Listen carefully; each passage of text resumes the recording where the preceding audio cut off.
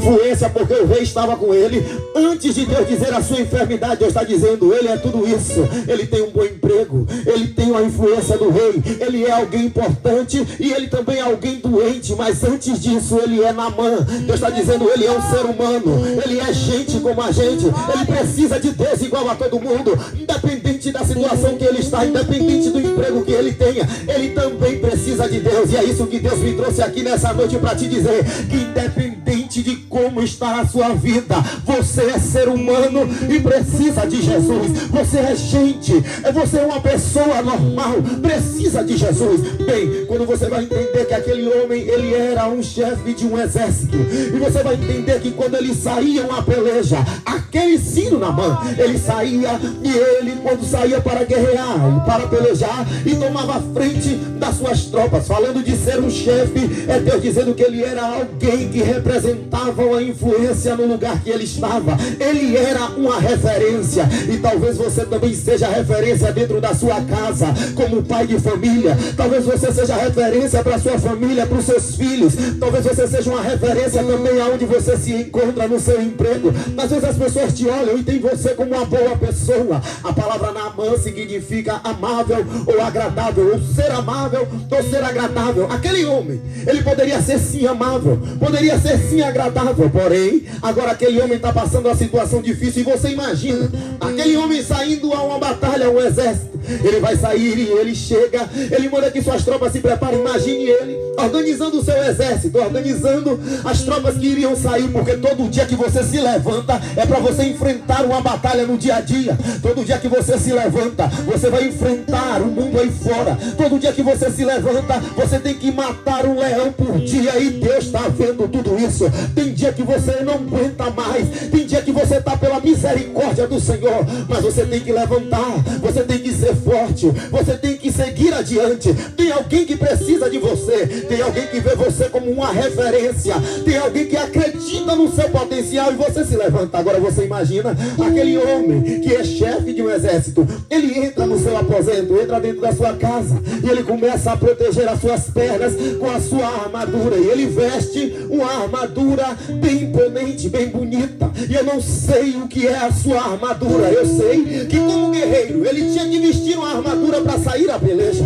Tem pessoas que um sorriso é a armadura que ela tem. Às vezes você sorri por fora, mas por dentro o seu coração está ferido, está magoado, está machucado. Assim talvez estava Naamã. Por fora as pessoas enxergavam a armadura, um chefe de um exército, mas por dentro, quem sabe como estava o coração daquele homem. Assim também às vezes sou eu e você. Às vezes a sua armadura é ser sério, é ser mais fechado, porque eu não sei o que foi que a vida lhe proporcionou, e às vezes você precisa ser mais sério para que a vida não lhe machuque mais, porque na sua batalha você aprendeu que para se defender você tem que ser mais sério. Essa é a sua armadura. Às vezes a sua armadura, ela tá de uma maneira que só você e Deus a conhece. Só Deus sabe como está a sua mente, só Deus sabe como está o seu coração, só Deus sabe como está você por dentro. Porque quando vamos falar a respeito da armadura de um soldado, de um guerreiro, você vai entender que a armadura daquele guerreiro mostrava para o mundo